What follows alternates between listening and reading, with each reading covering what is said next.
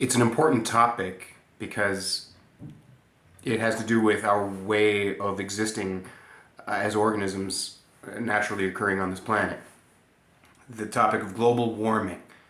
Global warming has everybody is a very obviously polarizing topic, regardless of whether or not you believe the polar caps are shrinking, the ice caps at the north and south pole of the planet Earth.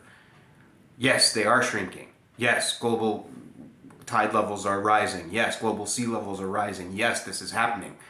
Perhaps it's caused by the pollution that we're causing, and perhaps it's just the Earth returning to its natural state since the last ice age. The last ice age was what killed the dinosaurs, when all the polar caps grew very, very large, and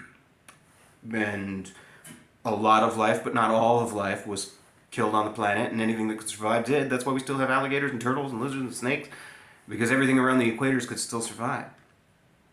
And now this is the Earth returning to that state of it was when it produced all those massively large, cold-blooded animals as an ecosystem, because the natural state of the Earth is to actually be warmer than it is right now.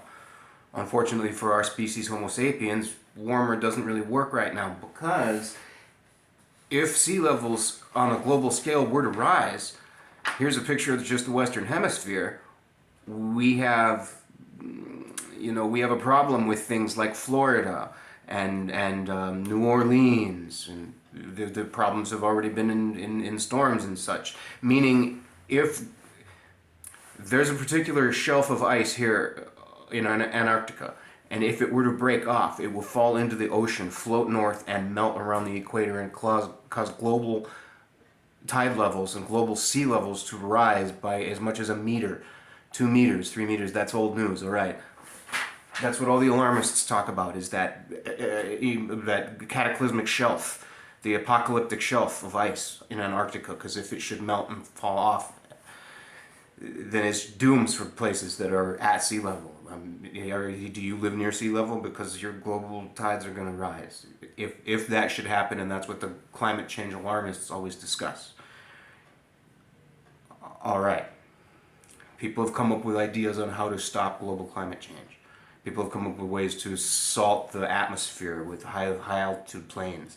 People have come up with ways to try to plant more trees, wear more umbrellas, do whatever you can, shield the sea, repopulate the sea, grow new plankton. How do we save the coral reefs when the coral reefs are dying because they are designed to exist in an ocean that is colder than the one we have now? My idea to stop global climate change seems a rather timely one, as in we haven't really had the capacity, the technological capacity, to achieve this until recently. And that idea that I've had is to put rings around the Earth just like the planet Saturn.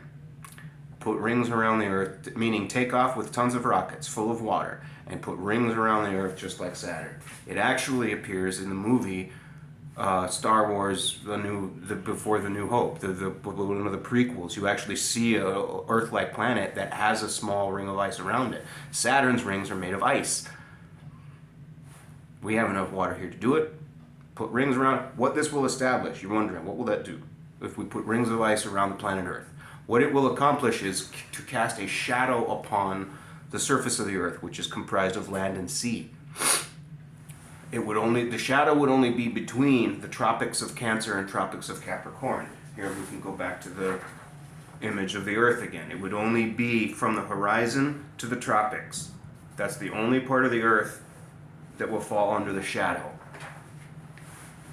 But that's enough ocean passing underneath the shadow that would be cooled by it, that would cool the temperature of the Earth. Once the oceans cool, the overall temperature will cool. And we could do a lot more than just rings. We could do a whole man-made nuclear winter if we wanted, and block so much of the sun we could cause another ice age. God knows we have nukes to destroy the world and render it uninhabitable to ourselves. We also have the capacity to save this planet. We can set the thermostat on the Earth. Keep it the way we like it. Dinosaurs never achieved this capacity. Neither had any major organism in the ecosystem that had ever existed before us either. But we can. We can now. Global warming. It's not a new concept. Has anybody thought of this? Because I kind of thought of this like a lot of years ago. Like actually, kind of a lot of years ago. I can only assume that our major corporations heard the idea and are already working on designs and construction for an orbital ice-making satellite. My name's Brooks, by the way. I grew up in Alaska. I live in Los Angeles, and it's really, really hot a lot of the time. That's how I had the idea.